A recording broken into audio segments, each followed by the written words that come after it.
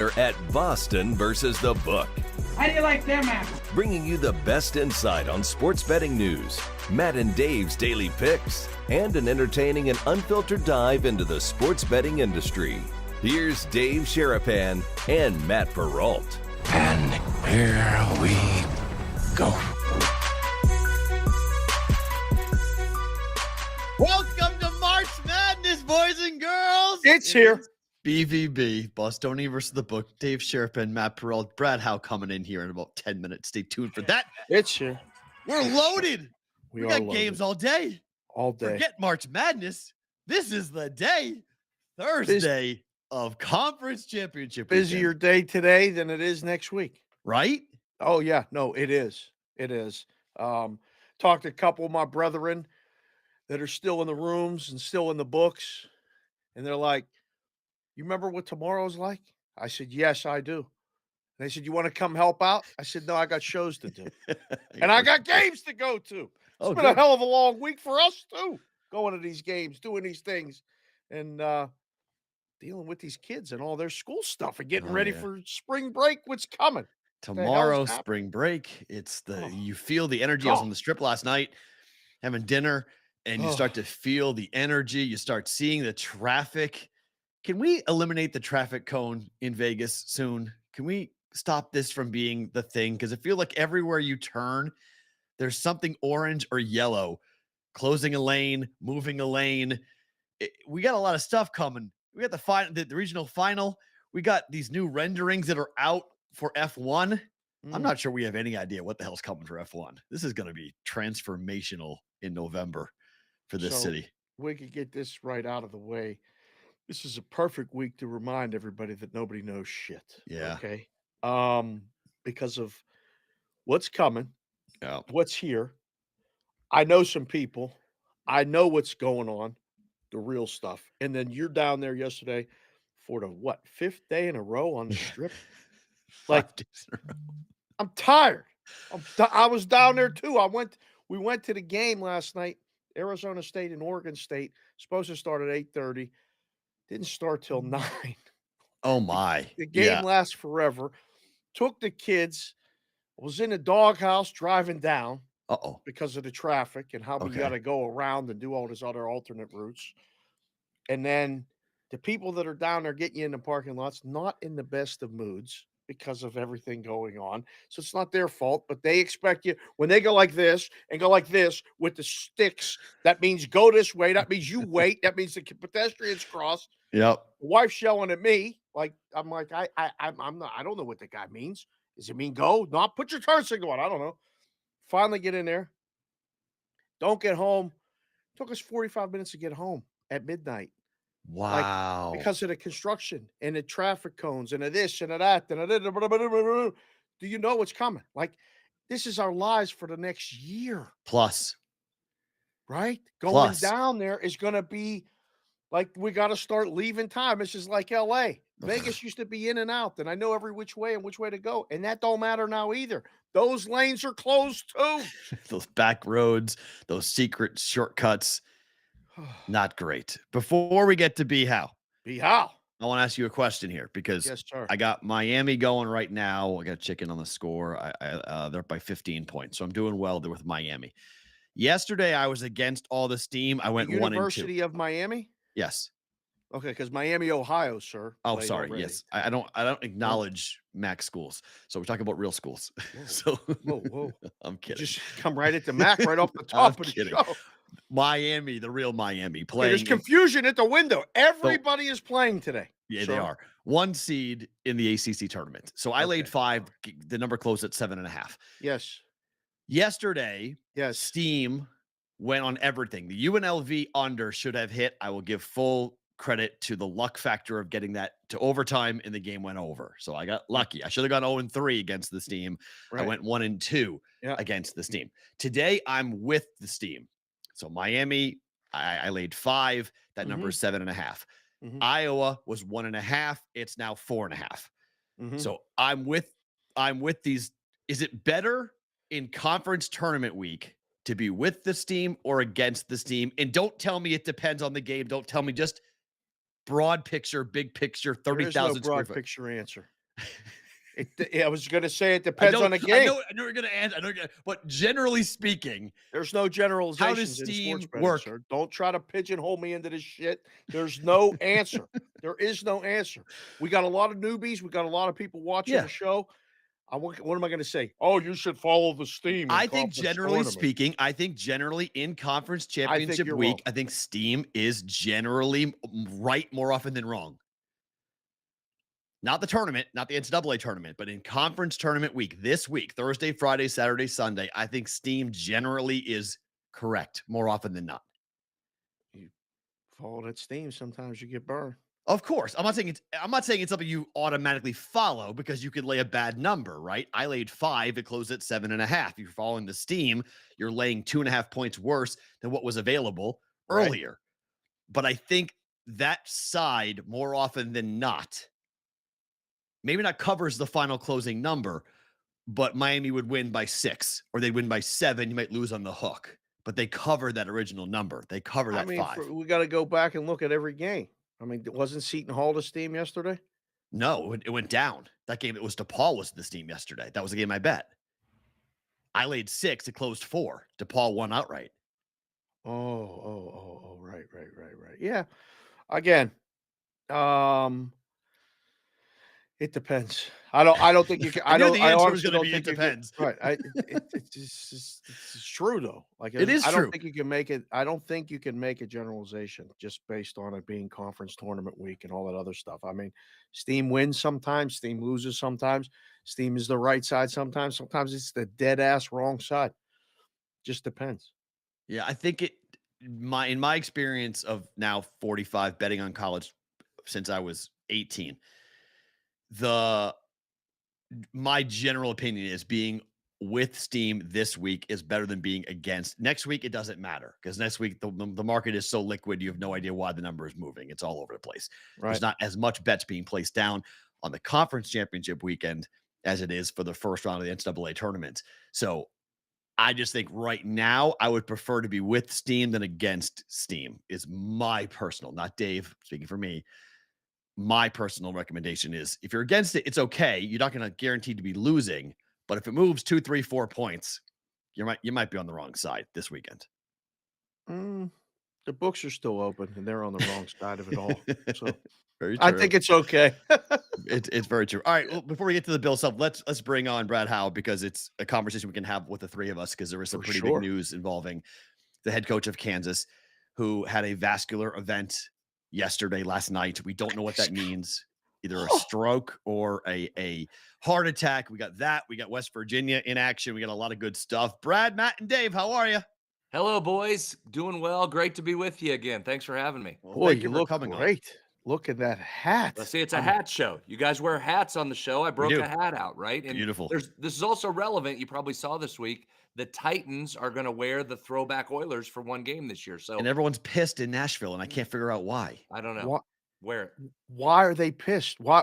Those are the best uniforms in the history of the NFL. What are you talking about? I'm not debating it. They just think it's a disrespect to Nashville that they're going back. It's like the ex-girlfriend. You're wearing a gift from the ex-girlfriend. Hal, don't you really think the Oilers stuff is some of the best of all time? It's phenomenal. Elite. It's phenomenal. Earl Campbell, it's phenomenal.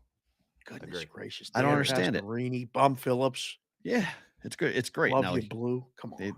Texans haven't been all that great, but the Oilers are phenomenal. All right, so Bill Self is not going to coach against West Virginia today. He's not going to coach, I don't think, this entire tournament by what it sounds like. He's still in the hospital in Kansas. Does this impact anything for you with KU? Well, it's a great question. It's obviously the first question, and you certainly hope Bill Self is all right. You're right. That first rumor that came out that it was a heart issue seems to have some credence there as he continues to be in the hospital, as you just mentioned right there. So first and foremost, certainly thinking of Bill Self, who's great friends with Bob Huggins, has been here and done a bunch of stuff with Hugs before in this community. So certainly thinking of Bill Self, obviously. You know, Matt, I don't know that it does. And I know that's maybe ridiculous to say given he's a Hall of Fame coach, but you've got Norm Roberts on the sideline who's been a head coach before.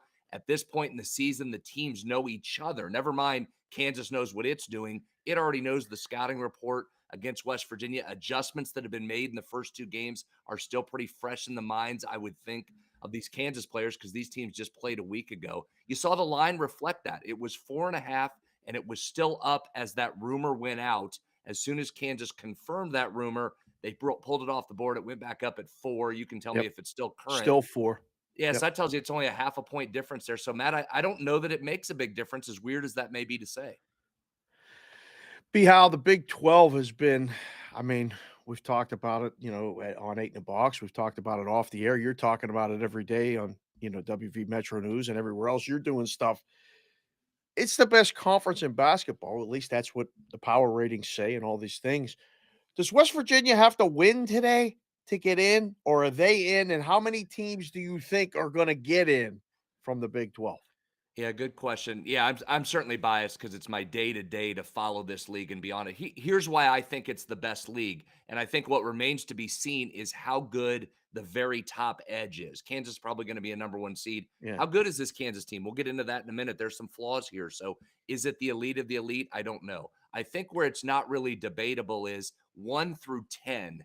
This is a hard league to beat. There aren't other leagues, because a lot of it, because of the size, that have the depth at the very bottom of the league. Almost every other league in the country, you can get some easy automatic wins down at the very bottom. And I used to be, when I worked in the athletic department, we were in the Big East for a number of years. And that was a great basketball league as well. But you always knew there were a couple wins in there, and you knew those were baked in.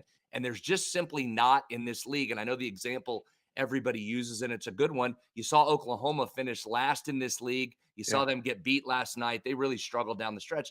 They absolutely waxed Alabama earlier this year. And I think that's really exhibit A, B, and C of how good this league is. But I think it's the best because of the depth. You get down into 8, 9, and 10, and it's still a really good league. So would you take 4.5? FanDuel's at 4.5 right now for West Virginia against KU. Take the points. Let's get into some of the points here, because West Virginia, even though they're 0-2 against this Kansas team, has been right there in these 2 games. If you look at some of the underlying metrics and the way those games played out, there was almost a luck factor there. West Virginia should probably have at least one of these, maybe 2. So if I'm looking at numbers, Matt, I would take the number, because the other part that we didn't mention about Bill Self that I should, and you hate to, I know this is uncomfortable when you talk about a serious health issue, and then we're going to relate it to sports betting, but that's what you guys do on this show. That's why you have me on. So let's talk about it. The other part you don't know is how serious this is with Bill Self and what effect that may have on the players. They certainly have more information than we do. If this is a more serious issue, there could be an effect on these players not totally being into this game, which would be understandable. So that messes with everything I'm about to say. But let's just look at the numbers, because we know that. This comes down to a couple things, guys, when West Virginia plays. First and foremost, for the Mountaineers, it's free throws. West Virginia is 18th nationally in free throw rate, and they make a lot of free throws. I'll get to that in a minute, too. They're playing a Kansas team who's 216th nationally in opponent free throw rate. So West Virginia has to get to the line. It gets 23% of its points from the line. It does well against teams that are going to put them on the line. Kansas's numbers tell you they will be fouling West Virginia and they'll get free throws. That's number 1. Okay. And then let's go to point 2. Here's what you got to parse out, Matt. Here's the numbers that matter. Kansas is not a great 3-point shooting team, and they don't do it a lot. But against West Virginia, they do. They've made more threes against West Virginia than any other Big 12 opponent this year in the 2 games. They have made, and listen, everybody jokes, Hugs does this all the time. After games, he'll say, well, we didn't win because we didn't make shots. And everybody goes nuts and laughs, and Hugs is saying they didn't make shots. It's funny. That's what this game is. Kansas has kept West Virginia from making shots, specifically Eric Stevenson. I'll talk about him in a minute. And they conversely have made shots. Grady Dick has been very good from the outside. DeJuan Harris was good in the second meeting. So there's 2 things. West Virginia has to get to the line. It has to free Stevenson up. If I'm watching this game early and I'm seeing Stevenson struggling to get open looks, I'm probably piling in live on Kansas on this one. Are you saying what I think you're saying without saying? Over. It's over. We're hitting threes. We're getting to the free throw line. We're making foul shots. This sounds like you saying over when we talk, when we do all the things that we do and stuff together. I go, Yeah, that sounds like you're leaning over in this basketball game. What's the No? number now? 149? 149 and a Yeah, half is that's a pretty much the consensus, but starting to peak at 150s. That's a big number, guys. It That's is a a big big number number. here. I mean, Oh, West boy. Virginia fouls a ton too. That's why you see West Virginia numbers up so high in these high 40s because they're going to put Kansas on the line a bunch. And listen, Kansas normally gets to the line a ton. They're Eh. not this year. They just are not this year. Mm. But again, against West Virginia, they do. I don't know, Dave. That pre-flop 150 seems kind of high. I'd prefer that to come down again live. If you can get some cold shooting from Kansas, maybe playing in this building for the first time this year, maybe you can jump in and get some numbers. Matt, Okay. same thing with Kansas live. West Virginia has the advantage of playing last night. If it comes out and hits a couple shots, you know Kansas is going to roar back. They're basically playing in front of a home crowd tonight. Both games between West Virginia and Kansas went under. The Mhm. game at West Virginia was 150 and a half. It went under by a half a point. The game in Lawrence went under at 146 and a half by 8.5 points. My only fear in what you're talking about is that free throws, teams do tend to foul when their year or their tournament run is going to be over. They tend to try to elongate the game as long as possible. Saw it last night firsthand. They Right? wouldn't- They wouldn't just stop fouling. the game's over, they foul, they foul, they foul. So there is always, I'm always leaning towards overs in conference tournament games simply for that reason. But if you don't hit the free throws early or hit the foul or have fouls early, then it's just fouls and no free throws to happen. And it's just kind of a weird ending to the game. So Correct. I don't know. I lean towards the under, but I think you're right about the in game to watch it and to see if you can get a lower number and then come in on the over. If you get like 140, 145, somewhere around there, and then go with the over, I'd feel more comfortable. Agree. But what do you make of Kansas in this tournament? If they beat West Virginia and they advance, I've been saying all year that, like, even though the one seed's the one seed, it doesn't feel like the one seed's going to win the Big 12 tournament. Is that fair? Well, the way the season's gone and what we just said about the depth, yeah, it shouldn't do that. But again, it's Kansas playing close to home with a ton of fans there. I just think Texas is really good, and they've shown to be a bad matchup for Kansas. I think if you're putting me on the spot here without watching Kansas in this event yet, I probably lean towards Kansas in this, guys. I think they have. So if I give you the field in Kansas, you're taking Kansas. I'm sorry. Did I say I meant Texas? I lean Texas on this. Yeah, I think Texas is probably due here. And again, you talk about a coach leaving, having no effect on a team. I think they have done a great job after losing Chris Beard, who's one of the best coaches in the country. They've just stepped right in and continued to play well. They're loaded with talent. I think I like Texas in this one. How about Ole Miss, by the way, not giving a flying flip Don't about care. We don't care. We're going to hire a guy with a whole checkered pass for football. We're going to hire a guy with a whole checkered pass for basketball. Ole Miss just don't give a flip about anything. They're going to hire anybody. No, Don't care about anybody. Don't care. How we talked a lot earlier this week about the Big East tournament, and you spent a lot of time going to the Big East tournament as, you know, one of the athletic directors at West Virginia. Can you talk a little bit about like what that atmosphere is like? Because like Villanova's playing Creighton today. That's a big game. You know, he's wearing the Creighton stuff. Yeah. I know we're going to talk about the Creighton game. Providence is playing UConn. Is there any home court advantage for schools and teams there and crowds? And give us a picture of what your experience at the Big East tournament at MSG was like and what we can expect today. Yeah, it's awesome, guys. I miss it. I miss it tremendously. It's the number one thing I miss about West Virginia being in the Big East. There's nothing like the Garden. And the thing I always loved, the atmosphere and the intensity inside, not just because you've got, Matt, as you well know, the Northeast personalities in there where there's yipping and there's chirping and there's booing and there's swearing and there's just all kinds of chaos in the stands. Sounds just like the other. Boston guys. Yeah, that's what all the Boston guys sound like, right? It's awesome. And it's all the time. And people are standing in the Garden as you get into Friday and Saturday. It's the best. Yeah. And then I actually like that you could walk outside and there's millions of people that have no idea that the Big East tournament's even going on. It's the most unique setup in the world that you're living and breathing and dying with every second. And you walk outside and there's just thousands that go, what are you doing? I don't even know what you're doing. Get out of my way. I got to get a cab. Get out of the way. Yeah. Get out of my way. Yep. I don't care what you're talking about.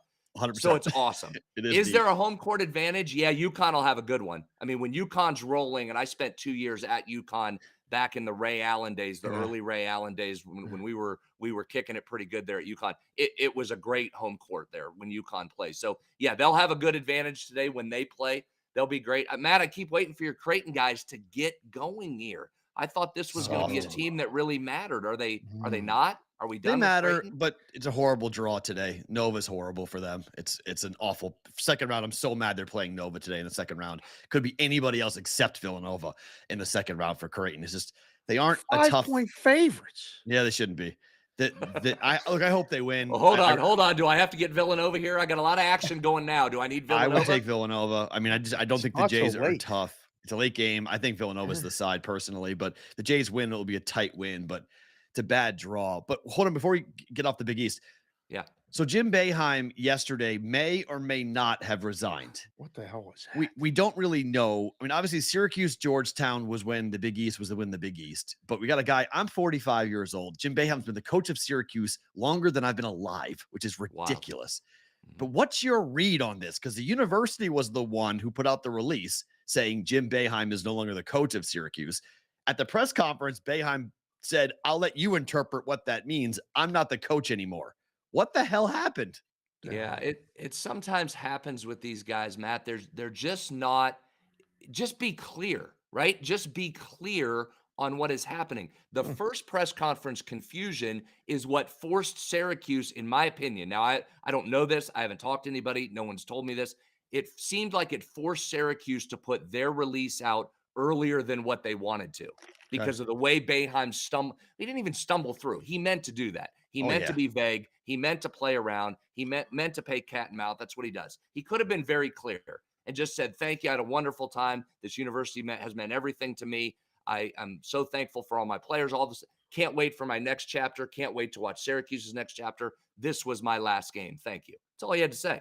Pretty simple, right? Yeah. He didn't. And so I think that forced Syracuse's hands that they probably did not want to announce this while the ACC tournament is still going on. So I think it forced their hand to put it out early. You've seen now an announcement. They're going to do a Friday press conference officially announcing the new coach. I think Boeheim forced their hand into handling this to make it look way more disjointed than they probably wanted it to. Was he fired, though? I mean, does Jim Boeheim want to walk away?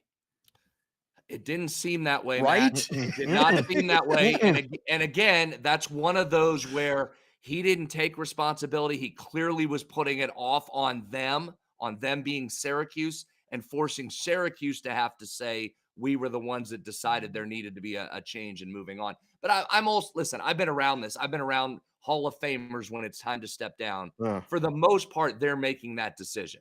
They have to have a hand in saying that, or it becomes a total hostage situation.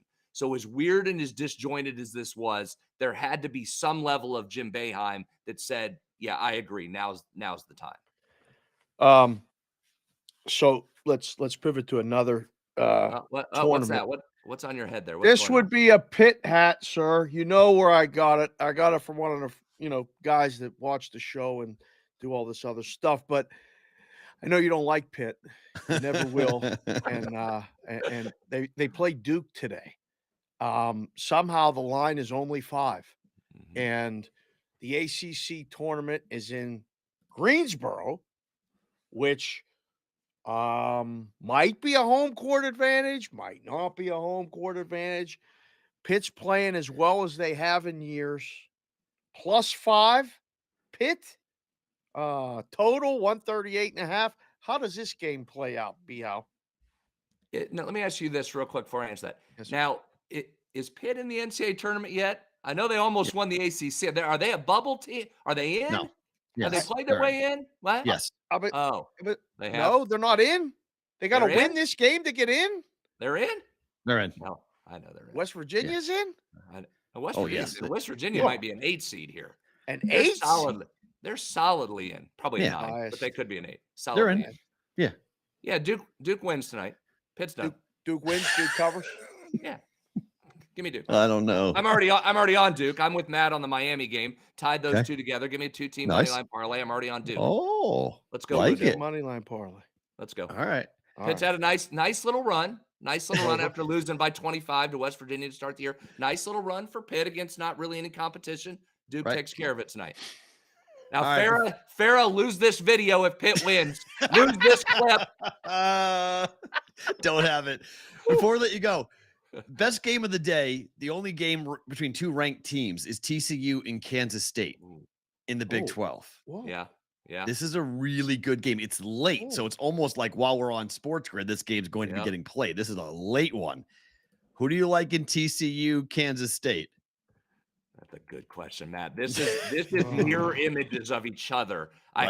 I haven't played the over yet, but you've got to look at there's going to be a lot of possessions. Both these teams want to get up and down the floor. The challenge with your over is K-State has turnover problems. So if they start chucking it all over, you've got problems, but there's going to be points. But again, I don't know what it is about the Big 12, but we've got weird off the court stuff here with Jamie Dixon and TCU and Lampkin, the center, alleging some things. So this is one of those questions. Addition by subtraction, was Lampkin causing issues inside the TCU locker room that now have cleared up a little bit with him out? Or is what he's alleging, which is some serious stuff, and Jamie Dixon's never had anything around him about player mistreatment in his whole career. So is this one of those that it's a distraction? I think I might lean K-State here, guys. Oh, really? Speaking of distraction, is Texas Tech in the dance in your mind? No. They're going to be out? They're out. They're not Did what happened yesterday give the committee an excuse to leave them out? That their No, head coach stepped down? I don't think they were in, Matt. They had lost 3 in a row before last night. They had played their way back on the bubble by winning 4 in a row, then lost 3 in a row. And I think the announcement of Mark Adams officially being out last night, that also illustrates they know there's no postseason. They're done. They're going to shut it down. Oklahoma State's the one to watch. Oklahoma State might be that last Big 12 that can sneak in there at the end. I got a question for you from the brigade on the way out. This would be the last one for me. Okay. They pay attention to everything. They don't miss anything. They have our backs when we're down. They pump us up when we're up top and lift us to new heights where we're going. Literally. Who knows? Literally lifting. They're very lifting. They want to know, and I'm curious to know too. How do you think West Virginia is going to do against Penn State in football in September? I'm just wondering. It's March 9th. What are we doing? It's March 9th, but they got plenty of time to break this game down. West Virginia has to play Penn State this year. B. How's a West Virginia guy? We should go. Yeah, real quick, I'll give it fast to you. As you know, I'm nothing if I'm not honest on here. I'm a West Virginia homer. I cover them daily. I made my paycheck for 2 decades from them, but I'm nothing if not honest. Penn State should probably win a natty next year. If they don't, something has gone horribly wrong. They're probably the best team in America next year. They're loaded at every position. If they don't cover what should be a 3-touchdown spread against West Virginia, I mean, get rid of Franklin and everybody. You're paying him $10 million a year. He's got to be able to cover what should be a 3-touchdown spread. See what he's doing? See what he's doing, Brigade? You ask him a question, he gives you an answer. Or setting you up for a failure. One of the two. B-Howe, thank you for coming on, my friend. Best of luck on your bets today. Thank you for coming in. Thanks, guys. Always a pleasure. Brad Howe joining us here on the Bostonian versus the Book. West Virginia and Kansas. That game tips off here in about 75 minutes or so following the first game in the Big 12, which is Iowa State and Baylor, which right now is a complete barn burner. 50 to 42 as an 8-0 run just happened for Baylor to take this game over a little bit here with 16:30 to play. Iowa State just went to Baylor and waxed them. So a little payback potentially for the Baylor Bears up against Iowa State. Marquette is in a battle with St. John's. They were down big. They've come back. They're down by 1 now with 6 to play in the second half in New York at MSG in the Big East tournament. Wake is making it a little bit closer, but they're still down by 8 points here to Miami. I've got Miami -5. Game close 7.5. So if you laid 7.5, you're definitely sweating that a little bit here. Pitt and Duke start in about 45 minutes. Providence and UConn start as well. And then here in Vegas, the first game of the day is number 2 UCLA taking on Colorado. So let's start there, Mr. Sharapan, with UCLA laying 9.5 against Colorado. Many people west of the Mississippi believe that UCLA is the best team in the country, and everybody's sleeping on them because of where they are located geographically in the conference that they play in. Do you agree? Is UCLA the best team in the country? You saw that, right? What? You saw their best players out for the rest of the tournament, the rest of the season. Who was out? Clark. He's not their best player, but he's one of their better players. He's out for the whole season, rest of the season, not this tournament. Whoa, no, rest of the season. Their odds went Okay. up yesterday from 10-1 or 12-1 up to 15 in some Okay. places. Um, That's unfortunate. Did you get hurt in practice? Yeah, Clark out the remainder of the season. Oof. yeah, Jaden so Clark out ACL injury. Or sorry, yeah, Achilles injury. Achilles. Suffered against Arizona. Yeah, So defensive player of the year. yeah, hoping they were hoping he was going to be able to come back, maybe miss this and play in the NCAA. Apparently not. Nope. So numbers moved, odds moved. I don't know. They'll cover today, right? Like that's the way this goes. Well, They'll Colorado's pretty cover bad. today. Yeah, I mean, it's 9.5. It's a hefty number, but the Buffaloes are just not very good. So Let's see. We will see. It's on the year, painted 9. yeah, Painted 9 right now. So Colorado's 9-11-1 in conference. UCLA 11-8-1 in conference. mm, UCLA covered their last 2 games. They did not cover against Colorado on the road last week, however, laying 7. They won by 4. mm. Buffaloes have covered their last 3 games against UCLA, Utah, and Washington. So maybe plus the points. Maybe. Don't love it. First half under. That's been a thing. You guys are Ooh, paying attention on gambling Twitter. First half unders in all of these games that start before 2 o'clock, I believe it is, Pacific. interesting. They're like 68% to the under, something like that. Sleepy. So yeah, that's Sleepy starts. it's sleepy first half unders. Yeah. Our guys, Rosenberg and some other guys we know are putting this out there. I mean, they're doing damn So the t-shirts about it. next tomorrow, Friday will be your last time to take advantage of this because the games on Saturday and Sunday don't get played that early. Correct until later. Yeah, I don't believe that. So if you want to take Yeah. advantage of the trend, it's going to be tomorrow would be the time Right. to bet it. Or yeah, you can't really. The live total for Iowa State Baylor is 151.5. East Carolina, South Florida is 152. Marquette St. John's, though, 124.5. That game went way under in the first half as well. So that game Right. definitely followed the trend for a first half under. UConn's laying 6.5 to Providence today. What do Yeah. you make of UConn here? Because I'm leaning towards taking the points in this game. You just don't like Connecticut. I don't like Connecticut. I like Providence. Period. I mean, there's double. I think UConn Always wins. I pick just don't think I'd against lay I'm not laying more than UConn. 2 possessions. Oh gosh. Providence has let us down recently with this taking them and not covering and stuff. I don't know. The This last 2 might be games were UConn stunning. They time. were undefeated at home. They beat Villanova to go to 14-0 at home. And then they lost to Xavier by 5, and Seton Hall beat them by 24, God. which was like a what moment. 4 in a Right. row, 5 wins in a row, 4 covers in a row for UConn, beating Nova by 12, DePaul by 29, St. John's by 9, Providence by 18. Didn't cover against Seton Hall, but they won by 9. After UConn lost to Creighton in Omaha, they ran off and got hot, and they ended strong. Well, yeah. I think this is a lay it or don't play it. Okay. I don't want Providence. Just looking at it. But again, that's coming up here in the next 40 minutes. Yep. Approximately. Next game up. It's so weird when these games start because, like, even in the book, you have to have the time, and it's so important to have the right start time. Like our start time every day is ish. Tyler said we start at 10:15 ish, 10:30 ish.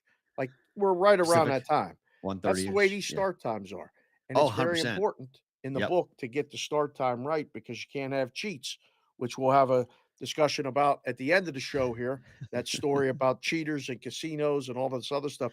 You actually, when you sent that rundown and I read that story, I was like, oh my God, this is my life. Like, I can't wait to have this discussion about this because that's the business. And Buck, who used to hang out in the book, and I know Buck very well, the guy who wrote that article, that was, I want to go to that thing. I want to listen to more people, spies and cheats and all this stuff, gives talks about how they did it and what to look for now. It's great. So I was way wrong about North Carolina last night. Way wrong. Worst bet of the day. They Boston laid College it got on. destroyed. Yeah, Whew. they were missing one of their better players. I didn't think it was going to matter. North Carolina killed Boston College. So now they take on Virginia, and the line's 2.5. This seems like, too easy just to take Virginia. Does it? This line tells me the books think that Carolina's live to win this game, which I'm really surprised at. Oh, I'm not at all. Oh, Virginia's not been at all. playing awful against the number, Yeah, this is a but toss-up, they've been man. winning games. They've won 4 of 6 games. They're 4-2 over their last 6 games, but they're 0-6 ATS in those games. I just got a text from B How. He said, appreciate you both. Thanks for having me on. It's always fun. And nice hat. It was fun having him. Don't ever pull the Pitt move on me again. That's what he said after that. He hates Pitt. He hates Pitt. This is a hard game. They beat Look at the Virginia by total. 8. They beat Virginia by 8 points when they played on the 25th of February at Chapel Hill. They lost by 7 against Virginia as 4.5-point dogs in Charlottesville. So it's tough to figure this game out. This is one of the more intriguing games. If Carolina wins this game, they're probably, I don't want to say in for sure, but this could really punch their ticket to get in, because everyone thought that Duke loss was going to be it for them. But to beat Virginia, to beat a top 15 team late in the year, chance to maybe get the committee's attention. Oh, this gets the committee's attention. This definitely gets the committee's attention. They got to go. If they win this and then they get to play they play Duke. Well, next? the winner. Yeah, we'll see whoever wins on of the that bracket. game or Yeah. Miami. I think without looking at the bracket, it's either Miami or Duke, which would then. The bracket is. Here it is right here. I got it. They play Clemson or NC State. Winner. Yeah, even better. So Miami winner plays the Pitt Duke winner. Wow. Yeah. All right. So Pitt wins, they're in. I think North Carolina wins, they're in. I agree. I think they win, they're in. They're North Carolina. Yeah, and they're the defending champs on top of that. So, not that it matters. Yeah, but that's the committee. Man, always remember, it's a television show. It is a television show. They're looking for reasons to put teams like Carolina in, not looking for reasons to keep them out. So if you give them a reason to put you in, they will put you in. 2 minutes left. Miami's up 7. The Great. line closed 7. Great. This is going to be a hell of a sweat down the stretch. I have 5. So we'll see where we go with CLV. I have 5. Yeah. But it's been very important. This is the time more than ever that you really got to make sure you get the best number or accept the results. If you lay 5 and it falls 7 and you got 7 and you push, accept it. That's but when they win by 4 and you laid 5 and you had the best number, that's what I can't stand. That happens too. That's the way these basketball games. Listen, the end of basketball games, it's nuts. It's horrible. I saw it last night. I just, my 9-year-old just kept turning to me and saying, "Why is this taking so long? Why do they keep doing this official review? What are they looking at, Daddy?" Oh. And a guy across the aisle from me just started laughing, and he was like, "He's like, she's pretty smart." I said, "You have no idea, sir. You have no idea." I don't know. 2.5-point spread. I would take North Carolina. I'll be looking to take in game it for me, but yeah, it's going to be interesting. I think Carolina's live to win the game 100 times. I think Carolina's live to win the game. Yes. Xavier's laying 12.5 points against DePaul. I bring this up only because DePaul shouldn't be in this game, and they are because they beat Seton Hall. DePaul's not any good. No, but 12.5. This is heavy. Listen, when you see the team laying double digits on the second day, like me, that's the book telling you, please take the dog. Please.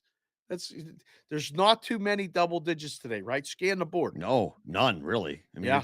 there's one or two, especially with a ranked team like Xavier, who's 12-8 ATS in conference.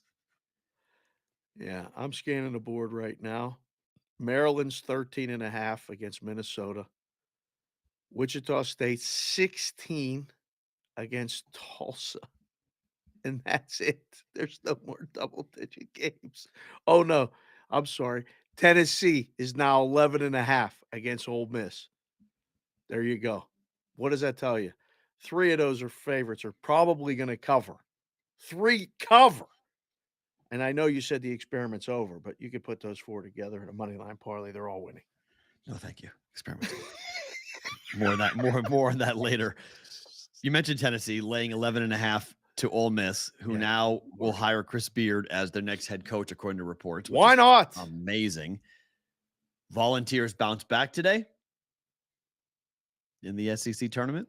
They're probably going to house that team. I like this team. I like this blowout more than I like DePaul getting blown out by Xavier. Yeah. I think because Tennessee defensively, Ole Miss is going to get suffocated. Right. They're not going to score. Yeah. Like Tennessee could score 60 and win this game and cover. Like they don't have to score 80 to cover a double-digit spread. They could score 60 because Ole Miss be lucky to get 40. Right. Yeah, it's going to be interesting. So Duke is laying 5.5 to Pitt. We mentioned it with B-How a little bit. Yeah. What's your real take on this game? Can Pitt cover? Yeah. Can Pitt win? Why not? Well, let's have a better answer than why not. Why? Why not? Why not anything? Why can't why they? not Why gonna get hit can't by they? a truck walking outside? Why not? Yes, anything can happen. Yeah, what does it why? matter what you say? It's a tournament game, and Pitt's playing as good as they've played all season. Yes, like that's fair. This is a good time to take them plus the points. They could lose by double digits. Well, they're 22-9-1 ATS. They're one of the best teams in all of college basketball against the number. They are 15-6 in the ACC. Duke is 6-14 against the number in the ACC.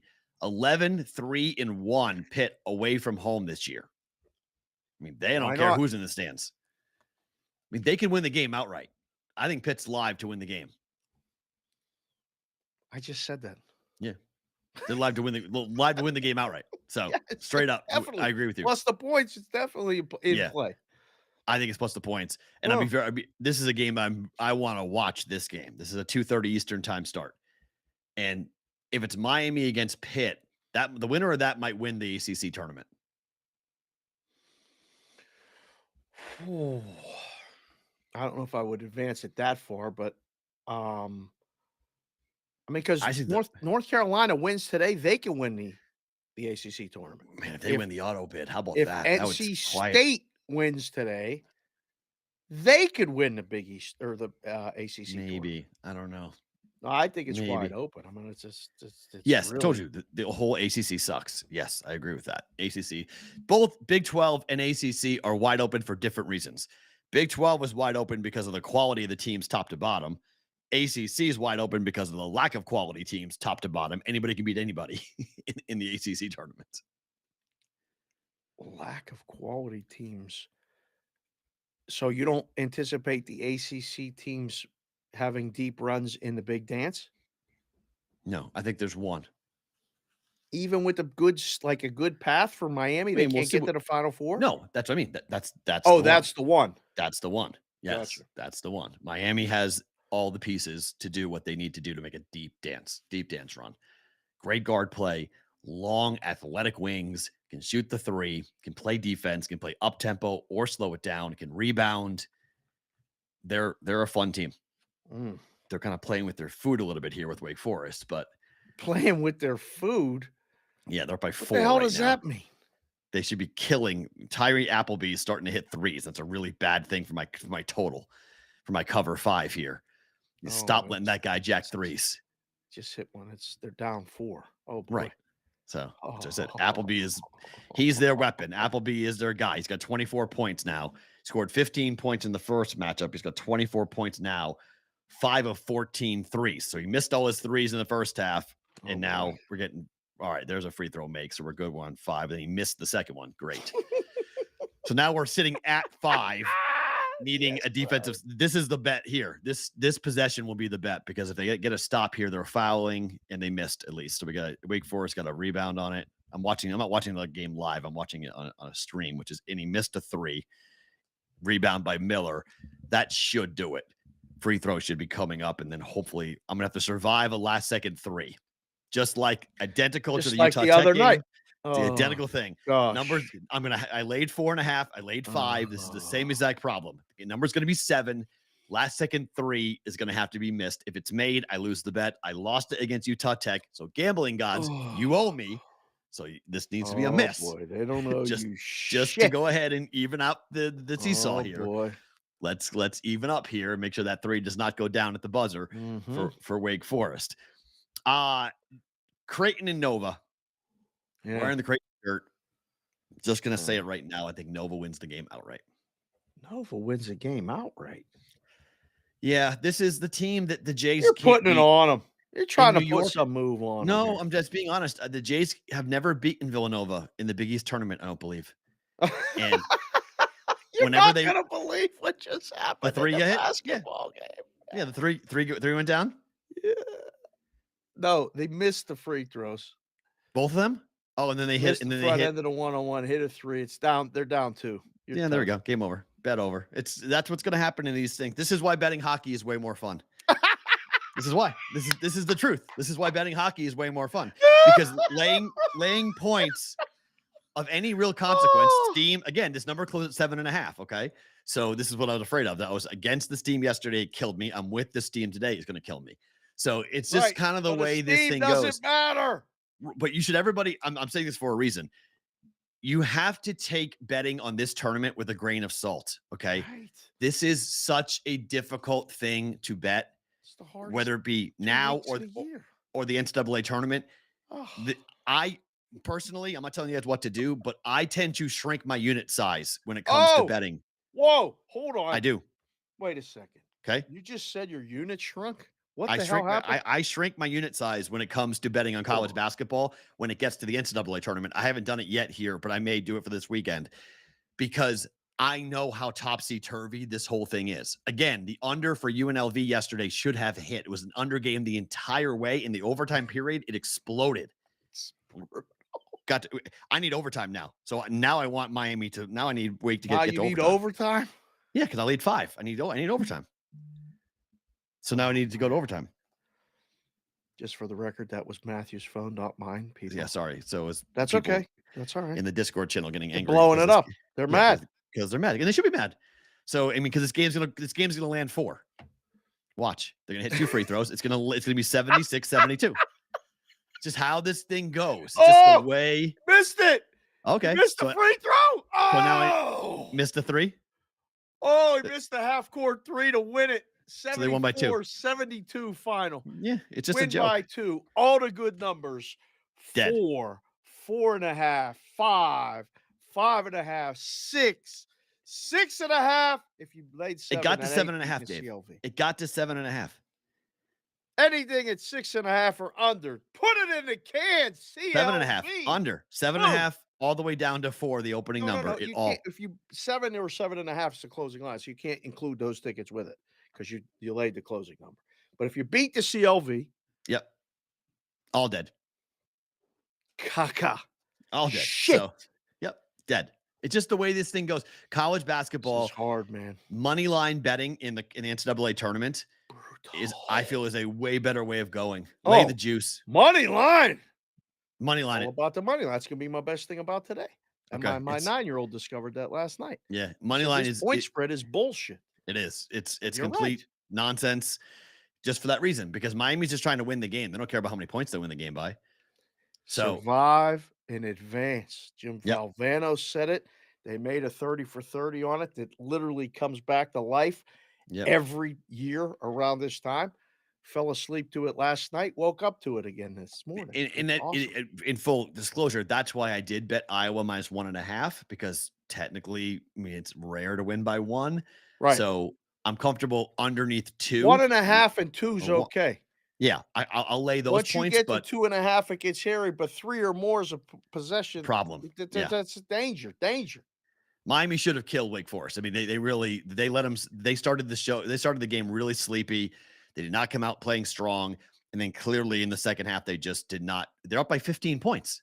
I mean, when you're up by 15 points, you should be able to win a game by 5. You should be in-gaming it the other way. Yeah, when yeah, the sure. team's up that Yes. much. Yes, but the other way, these absolutely. Tournaments are going right. But I'm talking about in terms of where I bet pregame. That's where you got to be careful. Like the pregame bets, it's an up and down roller coaster ride, man. It is. Hockey is far more stable in terms of what to Someone in the expect. chat asked if you just said if you had a small unit. I said, can you clarify what you did with the So I unit? shrink my unit size. That's what I said. Shrink your units. Yes, you Sorry. wackos. I looked down in the chat and it scrolled by. Did Matt just say he has a small unit? No. Who was that? Where would you put your money with Nova Creighton? We take the points or lay the points? Oh, this is like a trick question. Nope. It's not a trick question. This is a trick question. For me, I think it's Nova the truth. can win outright. But Correct. I'm going to learn more about Creighton in this game than I am about Villanova. Fair. I need to see. This is going to answer my thoughts on them going forward in the big dance. Like they're supposed to win this game. I'll say this: if St. John's beats Marquette, it's 60-59 with 20 seconds to go. If St. John's can knock out Marquette, the Jays could win the whole thing in New York if they beat Nova today. Holy cow. You know who told me to take St. John's to win the Big East tournament? Joe Lisi. Oof. Joe Lisi insisted that they're live. He said they are live for sure. And now he's looking like he's right. Oh, I mean, if God. Phone's going to blow up if he's right. They got to win, though. I mean, right now they're not winning. They're down by 1. Hell, Iowa State is beating Baylor right now. Again? Okay, nice. I mean, that's 59. This is crazy. March is here, baby. They've had their number. Yeah, because the Jays will play Xavier. If they win, the Jays will play. Yeah, they'll play Xavier, who should win easily. So they can beat Xavier, and then they're in the final, and it could be Creighton against UConn in the final. That'll be fun. I got to go to this St. John's game. Yeah, it's on FS1. Holy cow. Marquette's up 12 seconds ago. So, St. John's ball. Boy, Shaka looks like he's down to bantamweight, flyweight weight. He looks good. What the hell? Going to Milwaukee has reinvigorated him for sure. He's good. I mean, they're I don't believe Marquette's a top 10 team, but they're very tough defensively. They're a very good team. They look a lot like the VCU teams that made deep runs in the dance with Shaka Smart as the coach. Those were fun. Texas was a bad fit, but Marquette's a perfect fit for some guys just good at this at different levels. At basketball-focused schools without the pressure. Shaka at Texas has never made a lot of sense except the money. Some guys are just Midwest guys. That too. Sometimes, but he's not a Midwest guy. He's an East Coast guy. But some guys are just that level. That some type guys of like East Coast guys going south. You did that personally. And sometimes it's good. Sometimes it's right. You know, he's back in a place that it's working. City. Yeah. And it's different, and it's definitely working. I mean, yeah. These teams this is good for them, though, right? To get a test like this, you need that test. Like, oh, yeah, 100%. This is especially with your live. Yeah, your life is on the line. Your tournament life's on the line. Perfect. Yeah. If you can manage to win it, you know that you've been through that crucible. You've been through that before, so you're able to kind of focus on what's going on. Right. Yeah, Baylor down 3 with 6 to play. Woo, baby, these are fun games. I knew today was going to be fun. Yeah. All right, let's talk some hockey. Yep. Cup preview ? Bruins are hosting the Oilers tonight. It's a -170 money line. 11 games in a row for the Boston Bruins. They've won 10 in a row. We going to 11? What did we see? What was it? Feels like it was yesterday. It was probably 10 days ago. Didn't they play at Edmonton? Wasn't that game Boston and Edmonton 10 days ago? About that, yeah. Ago, something like that. Yeah. How'd that work out? Final score was 3-2. Under. Wow. St. John's just took it right to the basket without resistance and tied the game. There was nobody played defense. He just went right to the basket and had a layup, like it was a layup line. 10 Tie seconds to game with go. 4.5 seconds to go. Number 1 seed, man. This is where who's on the call for this game? I don't even know. Oh, I don't want to turn the audio on. No, don't do that. But it's Gus. Could it be Gus? that's what I mean. If it's Gus, it's It's phenomenal. Gus. If it's Gus, it's that's what you want. So I mean, this game goes under. Bruins win. What's Edmonton going to go into Boston and win? I don't know. I don't think so. Like seriously, I was going to wear Edmonton stuff today, and I was like, you know what? I tried that last time; it didn't work. So I'm not. Boston doing it is today. 26-2-3 straight up at home. Edmonton on the year, they've been, not bad on the road. They're 19-10-3 on the road. It's minus 160. Oh, it's coming down. Oh, Yeah, I mean, all the rhombuses and parallelograms are going to take Edmonton. oh, all right. And it makes sense. You're getting a really good team at probably the best.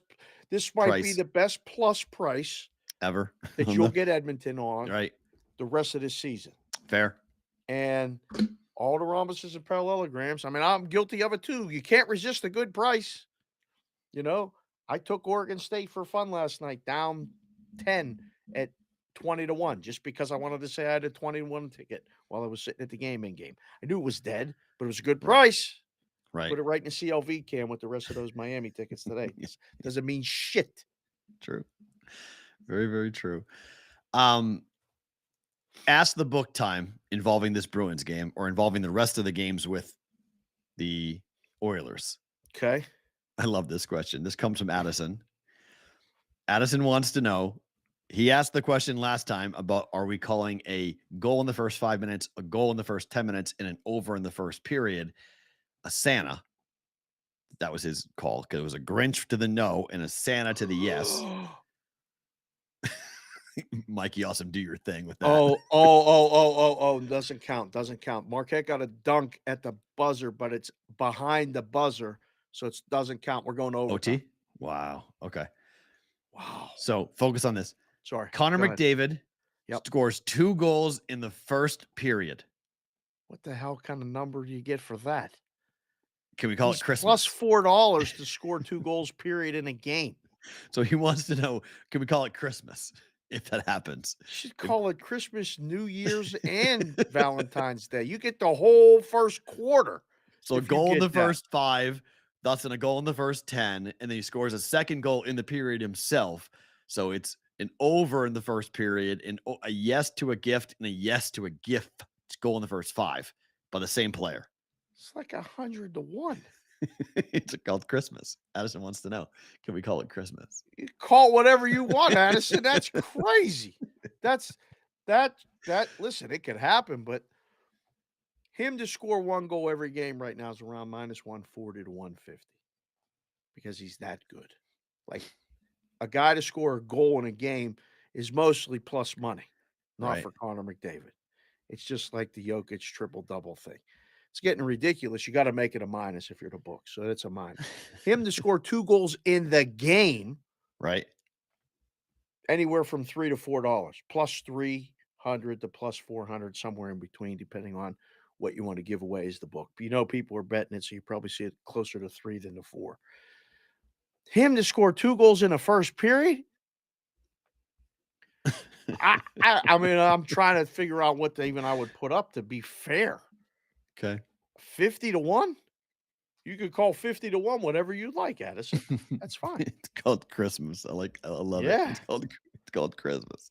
All right. The Rangers are only minus 111 on the puck line. Now it's juice on the puck line. That's not fun, but the Canadians have not been playing well. Rangers up tempo. Pretty good at home last game against Carolina, did they not? Yeah. Covered the puck line here. Went home, covered the puck line against Carolina. This is a little bit of a rough stretch. They had to play Vegas the last game, and then they went home after that road trip and got to play Carolina and had a pretty 4 straight losses, game. all wins on the puck line for the Canadians. Right. 3-2, 3-2, 4-3, 4-3. Right. Rangers, though, what? have won. They won 4-1 the last time they played at Montreal. Yeah. No. The Rangers are still trying to figure it out. Mm-hmm. You could see they're disjointed with Kane. They don't know. He Yeah. don't know where to go. They don't know who to play with. The power play is a little bit fucked up. Like Yep. they're not that they're not capable of winning the Eastern Conference. Right. It's just when you make a big change like that with the guy on the top line who's got to mess up a couple other lines by throwing them in there, you could see they're just off. There's no I can't lay a puck and a half with the Rangers right now. This is take a puck and a half with Montreal. 6.5. Yeah. It's fair. 4-3 again. Yeah. This final's 4-3. Over 4-1 was the final last time, but yeah, I think This is final probably 4-3. Probably likely. The Blues are 6-4 to the over at home, but the Sharks are 7-3 to the under on the road. Yet the Gotta total be is the only 6.5. show in the country talking about this. If you guys are watching, Why hit are we the talking about subscribe this? button, hit the like button. But please, if you're going to use us as show prep, please acknowledge that you heard us talking about the Sharks and the Blues today, because they ain't even talking about this game in San Jose or St. Louis. Go ahead. But from a betting perspective, it doesn't make any difference. It's a game. We can bet on it. We can take a look at it. And 6-3, 5-3, the first two finals between these two teams. This is over. We're going for a third straight over? Yes. Okay. Who do we got in goal? We got the backups? It's even better. I don't believe so. No. I believe we have the starting goaltenders in both, in Bennington's and let's see starting goaltenders. Confirmed. Yeah, let's go over. Yeah, I still think it's going to go over too. Generally speaking, if the home team who gets the long change, if they're the ones at 7-3 to the under, I would lean to the under. But the home team to the over, and then a bad team in San Jose, there we go. I think we're going over 6.5. Otto just came in. Hey, Otto's been in the chat. Hi, Christopher. Hi. Good to have you here. He just came in and said, full pond hockey in that game. Over. That's good. It's a good JC good from reference. Casey. By the way, did you see JC from Casey's lifting I video said, today? you talking about lifting, as I was saying. We got lifters that you deadlift almost 600 pounds. We got an offensive line. We got a defensive line in this brigade. Holy crap. If you guys got videos, post these things. Join the Discord. What's the Discord channel again?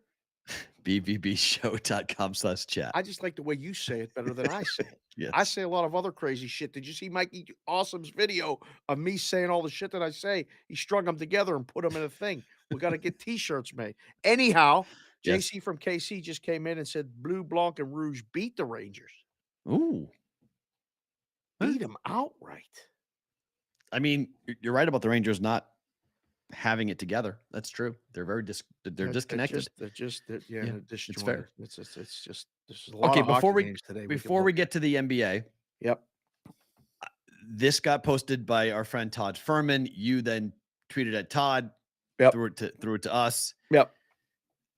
I don't really know where to even begin with this topic, but the WWE is in talks. Yes. With state regulators in Colorado and Michigan. Yes. For the options to gamble on fake sports. You know this is being done already, right? It's being done offshore. Yes. Not being done in the United States. And in Europe. Alun, A-L-U-N, who speaks for most of Europe, likes to talk. Oh, he does. He speaks to everybody. He won't unlock the tweets, though, Alan. I know you're watching the show. He still won't unlock the tweets, but he's not afraid to tell everybody that they invented bookmaking over there and they do it better than everybody, and that's the way they've been doing it for years, too. They keep the limits almost to nothing on this. It's more for show than for dough, right? Okay. Is it a bad look? It's a horrific look. Do it. It's not even a bad look. It's a horrific look. All right, hold on. Let me get the glasses so you can tell the people why. And I'm listening. I'm watching, but I'm listening, sir. Why is it such a bad look? Look, whether we want to admit it or not, something that is put up for a betting market legitimizes the event. It makes it the public believes that if a book is going to put a number behind a game, the book believes, or the public believes, the book does not know the outcome. Oh boy. Okay. They believe it, whether it's right or wrong. Okay. Whether that's true or not, it's what the public believes, that sports books who put numbers up on events, it means the game is not fixed. Somebody equated this to the Oscars. And I said, well, it's funny you say the Oscars, because if somebody in that accounting firm of Ernest and whoever the fuck, Ernst and Young, fine, whoever, if they knew the outcome and they told all their friends who won before the envelope got sealed, and then everybody went and bet the best picture and they all hammered it, and that came out that happened. Oh boy. It'd be a monster controversy. Big time. But human beings know the Oscars. Yes. Before the Oscars announced a winner. So you have lost the train, the control of the information. The second a human being knows, you can draw a line as to how it got out, but there is a human being who knows, who has to seal the envelope, who knows who has won the Oscar for the best picture. Yes. We take bets on that, thinking that only one or two people know, thus it's not going to be compromised. Do you know how many people know who wins a fucking WWE match? I'm going to guess a few. Hundreds. I mean, the whole production. They have to know light in shots, in scenes, in video, in scripts. They all know. All of them? Hundreds of people are going to know who wins the match. This is horrific to even talk about taking bets on. Does the draft equate to this? Like, don't hundreds of people know, like an organization know who somebody's taking in the draft? Fair. Yeah. But things change in the draft order based upon trades happening above you. The only pick first is number and one. second, right? The first and second pick are pretty much, I mean, in the limits are low, but the books are booking the entire draft, not just the first and second pick. So yeah, they might get hit on the nose for the first and second pick, but they're going to make it all back on 3 through 32. Well, so I don't know if I agree that, and again, because I have a unique perspective, because I've been around books and bookies and offshores and legal and states and other states and Nevada and all this other stuff. Just because a line's on it doesn't make it legit. But fine, I'm just saying in the public, in the public's eyes. I'm not saying it's right or wrong. Well, in bettors' eyes, sometimes it makes it worse, because they'll bet on it and they'll go, "I can't believe I bet on that Jake Paul bullshit. That shit's fixed." Fair. So like just putting a line on it. But it legitimized the fight. It gave people the chance to watch it thinking it was a real fight because there was a book taking a number on it. But then they bet on it and they go, "Why did I bet on this?" But if they won their bet, it's a bad taste. Yeah, but if they bet Tommy Fury, they're ecstatic. Yeah, but they won. They only bitch when they lose. They don't bitch when they win. Sometimes they bitch when they win too, because then it doesn't happen again. They'll bet on Fury next time and he'll get his ass kicked, and they'll be like, "Oh, they got me. I got them the first time. They got me the second time." You hear people bitch no matter what. Does this, and we talk about it off the air all the time. We talk about it to reporters that report on this stuff. Does this paint the lawmakers a little bit differently in your eyes? Like, are they naive or are they clueless. On the take? No, they're clueless. Clueless. Like, if you want to read Steve Ruddock's today, his Twitter account today is phenomenal. Did a great job. Talking about what's going to happen tomorrow in Massachusetts, where half the operators aren't ready. Half aren't ready for the mobile. We talked about this. Launch. We talked about this. They put a date up. We're going live on March 10th. They gave out 11 licenses to mobile operators, and only 6 are going live tomorrow. Whoops. Like, are you serious? It's an embarrassing look on both sides. It's embarrassing for the lawmakers to put a date up that the people who are going to take bets aren't able to meet. And it's embarrassing for the people who made the investment in the state to have licenses that they can't be ready for the time that they knew months ago that was going to be the time to launch their book in Massachusetts tomorrow. Like, what the fuck are we doing? They didn't call. I Whoa. told you to tell them to call me. You have the number. I'm on Twitter at SportsBKConsig. I could have told you. We did say this. We said this We in did. January when they launched at the counter. Like, wow, they're gonna open for the week before March Madness. Good luck. They better be fucking like open in February after the Super Bowl or open in July before football. You don't open this week. This is the busiest week of the year. And next week It's even busier. is quantity-wise, number of bets and number of people, maybe not money, because this week is gigantic money. There's just more games. Right. And the limits sometimes are higher, lower, whatever. Next week is random. But these are the 2 busiest weeks of the year. Maybe not the right time to start something brand new, especially if you didn't check the shit that you're supposed to check back in November and December. But, you know, my DMs are closed, so they have to go through you to get to me. But you can reach out. You can reach out. I'll give you the number. I ain't giving you the number on the air. We told you all this was going to happen. So yes, to answer your question, yes, it does paint the regulators in a very poor light to even be having this conversation. I agree, but like, which one of them is able to stand up in a meeting or whatever and say, "Listen, this guy out in Vegas, he says it on the show Bostonian versus a book. Nobody knows shit. Neither do I. Explain it to me so I understand it." And then we'll be able to make a decision. And if it means we don't open until the fall, fuck it.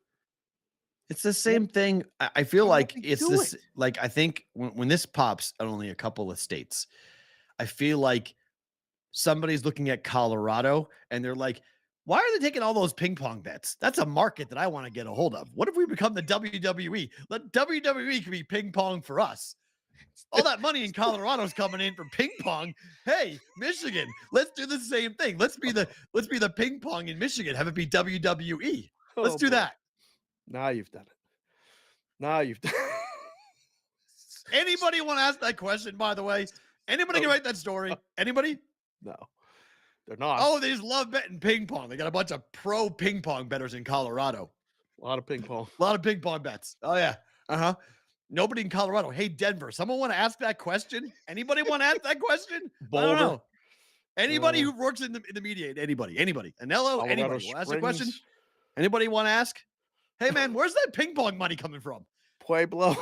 Jesus Christmas. Colorado Springs. Jeez, people. Wow. No one asking that question, huh? Oh, that's off limits. Can't go near that rail. I have to go to this lid for if you're going to start talking about that stuff, I'm going to put on my bucket hat for that. Just saying. Congrats. Good luck, Michigan. You could be there's your ping pong market with WWE bets. I have no idea. This isn't just. I give Massachusetts credit. Like, they're checking on shit more than anybody. Yeah. And they are holding operators accountable. And none of these people, legislators and people on the gaming commission, want to be made to look bad. They're making it known. I mean, the fucking WinBet guys, they had to pay $250,000 fine for having a line available on a women's basketball game. For like 10 minutes. It wasn't even their fault. They import the stuff from Estonia or wherever they get it from. They're like, wait a second, you guys had that up. What? How do you not know that Merrimack is not whatever? And then boom. So they're holding people accountable. But for goodness sakes, make sure it's right. Like, I don't want to be there on Friday. I mean, oh my, tomorrow's going to be. Like, I think about it from the people in the book, from the customer service people. Oh, it's exciting. We're launching sports betting. No, No, I mean, like Jules was talking today on Twitter about Yeah. getting a new phone and trying to make sure because he wants to be ready for all the apps. And I said, huh, wait till you see what happens with you think your phone's acting up. Wait till you see what happens when you log into different apps. Oh, good luck with that. Yeah, I can't wait to watch. It's going to be really crazy. It's going to be Oh, a lot of anger, I think, coming in Massachusetts over the next couple of hours, tomorrow, 24 hours or so when that state, when my home state goes legal. I'm happy for you guys. I am, but just be careful what you wish for on a lot of levels. Yeah, and also, if you're an operator that has paid the license to go in there and oh. you're not going to be available to be used on day one, you're not only just behind the 8 ball, you're in deep trouble out of the gate. Well, that Like, was the other thing you sent me. It didn't make the rundown, but the yeah. better or whatever is Yep. not going to be ready. That's one of the ones, right? It's 5. There's 5. There's 6 operators live. There's 11 that have mobile licenses. 5 of them, including Better, will not be available for use tomorrow. So FanDuel, DraftKings already have a monster lead anyway. You've just made their lead even bigger. You know how when you run on a track and you start with the staggered starts and it looks like the one people's really ahead, but if you run the full lap, they're not. Yeah, In this case, they are. they They're are. already over the 50-yard line, and we're still on a goal line if we haven't Yep. started. And we were talking about it driving to the game on Sunday. When that guy goes by you going 100, even if you're going 70, you can't catch him. That's what starting late does. And starting late is okay if it's for everybody, but starting late and not working, it's a nail in a coffin, brother. And you're behind the 2 companies that control 70% of the market anyway. Bye-bye. You're already fighting for 30%. If you're one of the other 9 operators trying to go mobile in Massachusetts. And oh yeah, by the way, DraftKings is based in Boston. So Yeah, and you think they might they might spend some money in advertising a little bit there. yeah, you may know somebody who works there. They employ like 10,000 people in the state. Right. Like, good luck. Like people, I mean, good luck. Good luck. Barstool's going to do a lot because Barstool is going to play on the Mass Roots. So I think they'll come in third. MGM's got Encore. Or not Encore. MGM has Springfield out west. Wynn's got Encore. I mean, those are your 5 major books right there. Yeah. Everybody else, good luck. Good luck. You have a decades worth of history to overcome and branding to overcome, and then you're not ready. I mean, why even open? I mean, you're going to be if that 1% when you do finally open. You better have the best. You're giving away money. Marquette wins by 2, 72-70. Wow. Game's Bummer. final. Woo! Damn. But St. John's covers, so there we go. St. It's a John's dog day covers. looking like so far. Dog day early. Yes, dog day. Iowa State's going to beat. Looks right now. Iowa State's going to beat Baylor. They're up by 11. Damn, son. Do you know how much Bud Light and Busch Light Iowa State fans are going to drink the rest of the day at Power and Light? They knocked off Baylor. Oh boy, they're going to be. Oh boy! Just like to say for you guys who have followed the Moneyline Parlay experience and experiment, it is officially dead and over. I'm done. Officially done. I'm done. But The Nuggets were 30-4 before last night at home. At home, and they got whooped in the 4th quarter by the Bulls. Chicago Whooped them. I knew it was dead. I ordered Bulls stuff. Yeah. On all the shows late. I said, this is their. I knew the Bulls were going to cover. Okay. I thought we could win it and win the money line, but not cover the spread. Yep. And I was watching the beginning of the game. I'm like, oh boy, this is bad. This is bad. And Morency's like, why are you wearing the Bulls stuff again? I said, they're going to cover the spread. I said, they might win a game outright. He's like, what do you mean? I said, I'm just telling you one of those games. And I'm sitting there watching it. I even broke the headband out. Oh no. With the Chicago stuff on. Oh yeah. The They were Bulls. calling me Alex Caruso. Oh, yeah. Literally Alex yeah. Caruso. Yeah. Yeah. There Just you go. like this. And then the Bulls win. Yeah, I'm done. No Kaput. more of that. We went 2-0 and then 0-2. See you later. I'm done. Warriors are laying 2.5 points tonight against the Memphis Grizzlies. All right. Let's think about this one again. Yes. Right. You have the numbers. Let's give the people the numbers real quick. Golden State, ATS on the road. What is it? 9-23. 9-23. Even Louis Domingue, that doesn't even qualify for not the best. That is super shit. Okay. Straight up on the road. What are they? Oh, straight up on the Straight road? up. Straight up. Straight up on the road, they are 7-25. 7-25. That means out of 32 games, they've won 7 times. And no Ja Morant, but Memphis is 26-5 at home, straight up. Okay. And let's for the people that may have missed the beginning of this 30 seconds ago, what is the line on this game, Perrault? 2.5. Who's the 2.5-point favorite again? Golden State. The team that's 9-23 against the spread on the road, or 7-25 on the road, straight up, is favored by 2.5 points. Right. Memphis. Do you need anything else from me? No. I mean, seriously. I agree. What the fuck is going on? Crazy number. Ja, I get it. He's a big part, but they've played without him a bunch. And last year, they actually were better without Ja Morant than with Ja Morant. Now, Bane's hurt too, so that's a problem. But yeah, there's a lot of shit going on in Memphis. This is not like I don't feel super strong about this, but god damn, like if we opened this thing at 1.5, which it looks like a lot of places did, yeah, and they bet you up, this would be one of those times in the room I'd say, hey man, you know what? Don't move it. Don't move it, because they're coming back with Memphis later. They're coming. They're trying to set you up. Brendan Clark, not Bane. Brendan Clark is out. Steven Adams is out. Ja Morant is out. But I still think Memphis is the side. And then finally, the Kings and the Knicks. Kings laying 2.5. This one was very confusing for me as I was doing all my show prep. This is a fun game.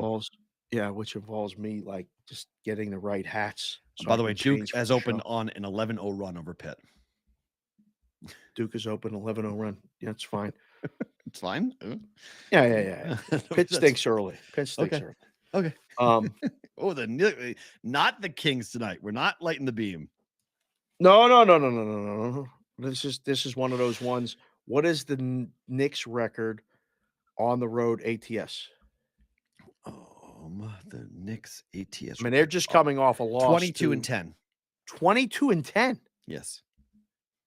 Wow. Better than I thought. It's one of the best in the league. What is the Kings record at home? 16-1. They're 16-1, dead even? They're a better road team, ATS, than home team. Wow. This is the first game of the road trip for the Knicks, right? Yeah, and at New York in the first matchup, they lost by 13 points. Sacktown did. Yeah. And now, what was the line on that game? That game? That line was Knicks small. Knicks by 2.5. Same number as this one. You reverse it, right? It's very simple. Lines making is not that hard. If you've done it for a long time, you recognize patterns. 2.5 on the home court for the home team there. 2.5 on the home court for the home team here. Home team result there wins and covers, right? Knicks win and cover. Game go over. Sacramento plays no defense. No, so the first game. The first game in New York. First we're both game, in the 110s, right? Hold on. The first game between these two teams. Where's New York? I just had it. And you just had it. Just had it. Well, there it is. It was 226. It went under by 15 points. Went under. Yeah. Yeah. All right. Now it's 240. Because they don't play in defense at home. It's 240. Because Sacramento was 21-11-1 to the over at home. That's the play. Over. New York is 15-2. I think the Kings win, light the beam. Although this is the game, like watch the road trip for the Knicks. This is a big one. They got where they're here, then they go to LA, play the Lakers, I think Sunday, primetime game. Their schedule is they just played Sacramento at home. Charlotte at home. Now it's Sacramento, Clippers, Lakers, Portland. This is a 4-game road trip. Yeah. The first one is the one I think the team is the most live to win. on that little stretch. Okay. They go to LA, maybe split, maybe lose them both, and then probably go to Portland and battle and win that one. I like Kings and over. Okay. I don't have any feel in that game whatsoever. Aside, Eh. I think the over is always a good bet with the Kings. Just Right. They don't play defense at all, Right. especially at home. They don't play any defense. Okay, before bet it or book it, another story coming out of this World Game Protection Conference Holy that's shit. happening on right now at the Tropicana here in Las Vegas. This one shook me to the core, son. To the core. A former U.S. military spy told casino surveillance executives yesterday that the threats and vulnerabilities that they face will only basically become bigger and more problematic. Yes. As the industry is predicted to grow by 12 billion over the next few years. Oh, He said, quote, story with these you might want to be wondering what a former spy is doing here today and what espionage has to do with security and cybersecurity. A lot. Spies, social engineers, and other malicious actors are using the same exact techniques to get access to you and your people, your systems, and your networks. Mm-hmm. In this conversation, he pointed out that the gambling industry basically is ripe to be taken down by hackers and people who want to go into casinos and steal. Every day. Do you agree? You got to be on guard every day. This is why my DMs are closed. I'm telling you, this is why my DMs are closed unless I DM you first. You got to pass a highly qualified system in my world to even let me DM you on the social media. Can you imagine that story? And Buck wrote this is a really good article. The guy said somebody infiltrated a casino through the thermostat on a fish tank in the lobby. What the fuck is going on? Seriously, you went through the fish. It's unbelievable. Anything is possible. We used to say this all the time, like when certain people came around. Like, the guy used to wear a pen on his shirt every day. I'm like, that guy's mic'd up. He said, one guy was like, what are you talking about? I'm like, that guy comes up and asks dumb questions every day that aren't dumb. Right. To get us talking or find out about people. I said, that camera or that pen is a microphone. And they're like, what world are you from? I said, you don't know where I've been. I'm telling you. Like we used to joke that we would go to other books with a surveillance, like a body cam, like to ask questions to find out why this line is this or whatever. You're always looking for information. These people look to take it all. If they get your database, you know what they can do with that? You know what they can do with that. Of course. The sports books, there's been some breaches in some sports books. In the article, the guy he told, obviously, BetMGM and DraftKings late last year, more than 2 million accounts were stolen and put up for sale on the dark web. 2 million. It's a lot. It's a lot of accounts. You know what that's worth on the street? Yeah. In the dark web? Yep. I'm scared of the dark. I don't like the dark. Never did. Don't like it. That's 75% of the cases are done outside of business hours. Really? This is all being done when no one's around. Surprise, surprise.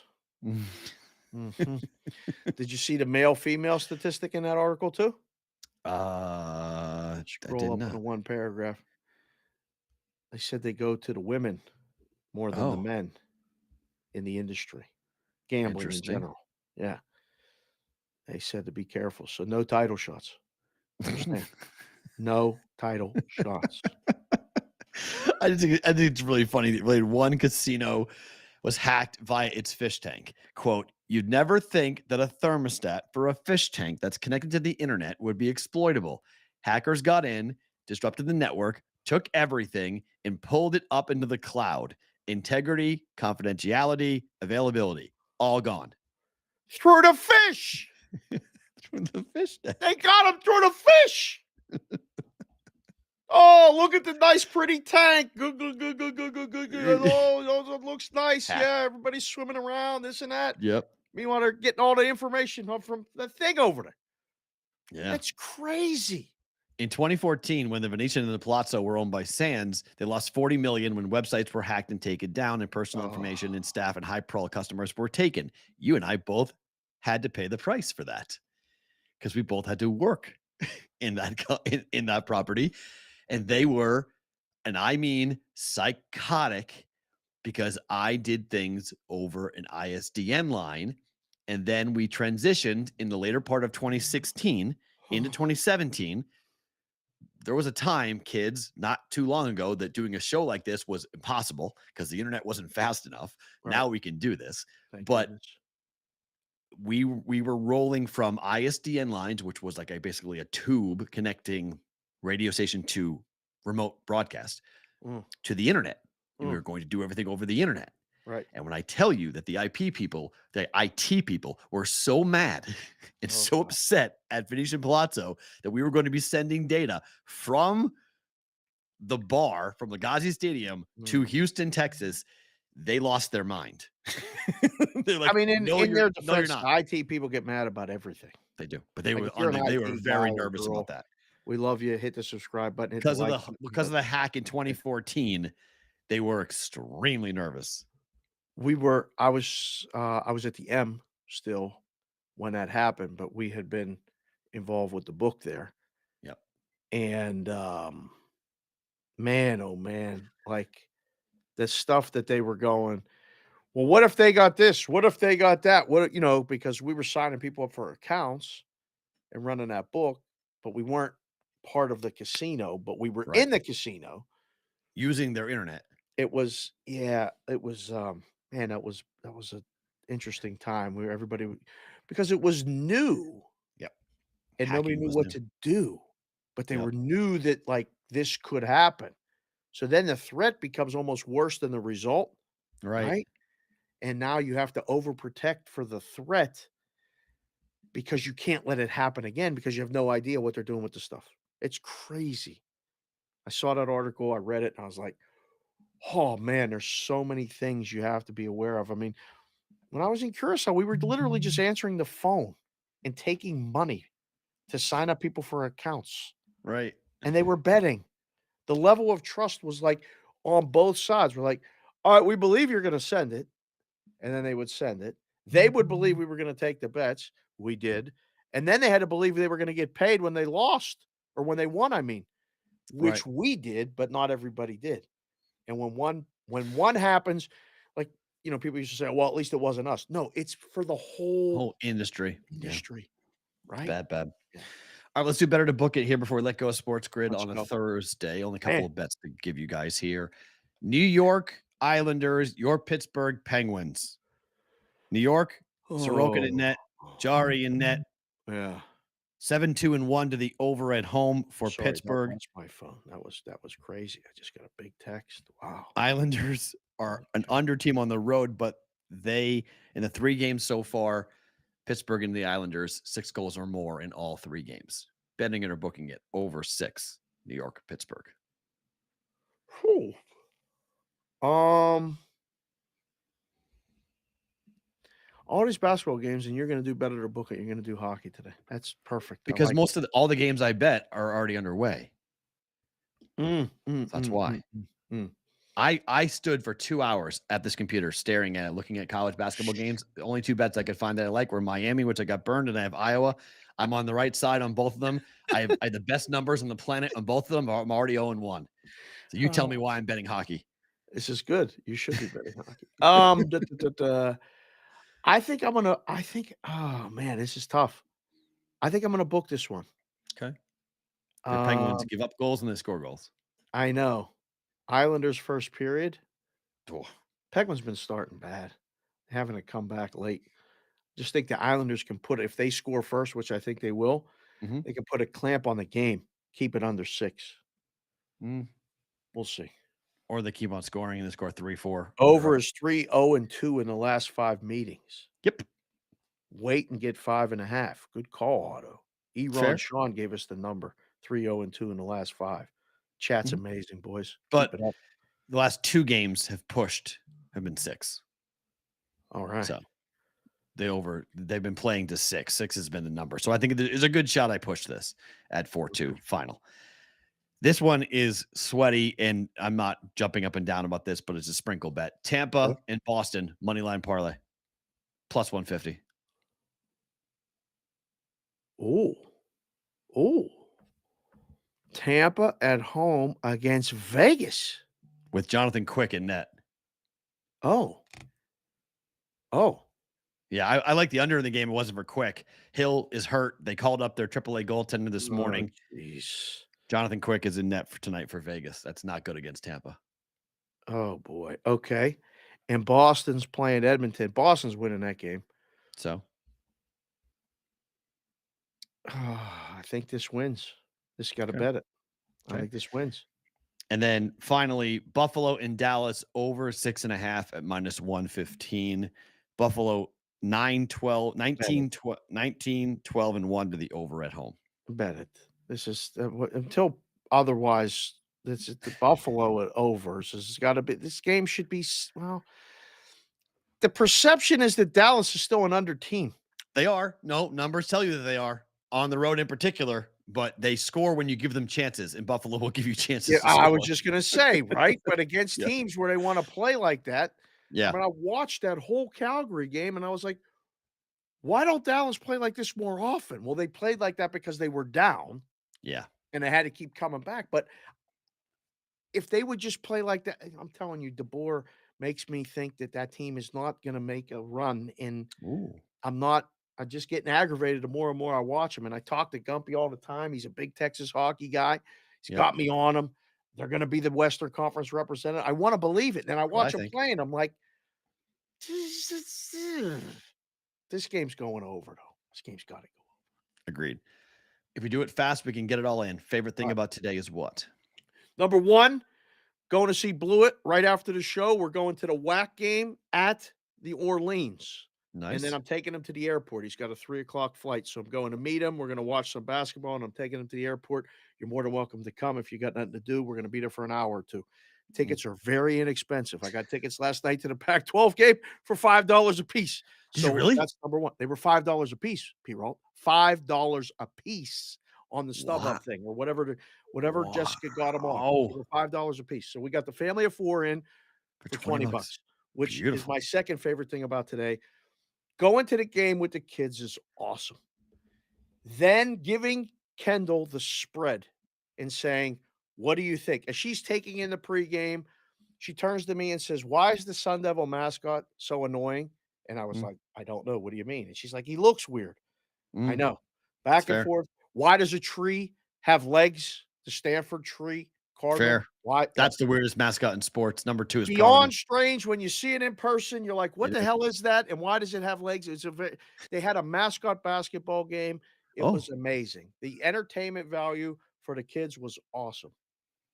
But the over, not for the game. It went under. And we in-gamed it. We did okay with that. She laid 11 in the game and had to endure the end of a college basketball game and ask some great questions. We're reviewing too many things. They're fouling when there's no need to be fouling. The game somehow fell 8 when they were laying 10.5. She was pissed off, but she did ask me today if I could pull her out of school to go to more basketball games the rest of the day because she hit the over on refreshments in the first half. We got one of everything. It cost me 20 to get in and over 100 on refreshments probably for the night. My favorite thing about today, going to the games is fun. Staying home and watching them in sports books, also just as fun and a lot less expensive. Absolutely. Matt, put the F1 picture up and we'll do the favorite thing about today on the way out. Because this is my favorite thing about today. Oh my God. Because this new rendering came out of what Las Vegas is going to look like. If you're watching on your phone, try to zoom in on this if you can, or Las Vegas locally has this picture, or my Twitter account has the retweet at Sports Talk Matt. I'll do it. We have no idea what is coming here for F1. No idea. Look at this. This is Las Vegas. This can't be real, is it? Is that real?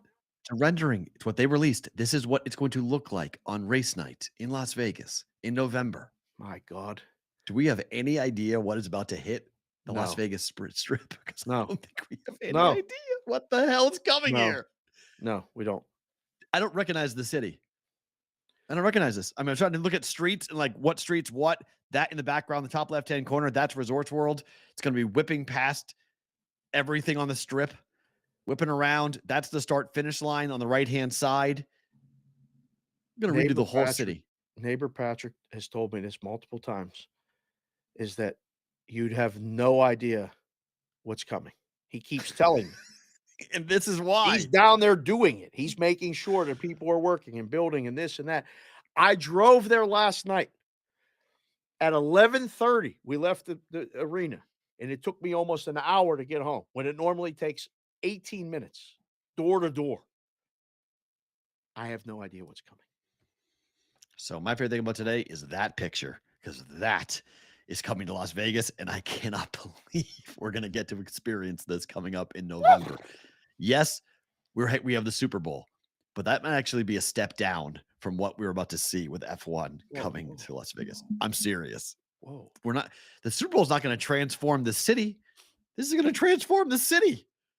Right. A lasting mark. We're changing patterns of traffic and sight lines and things to do and where, I mean, it's F1 coming here. It's going to be incredible. Roll Call Friday is tomorrow. Big day. Not going to want to miss it. Farra, Dave, Matt, Sports Grid, YouTube, Twitter. Talk to you tomorrow.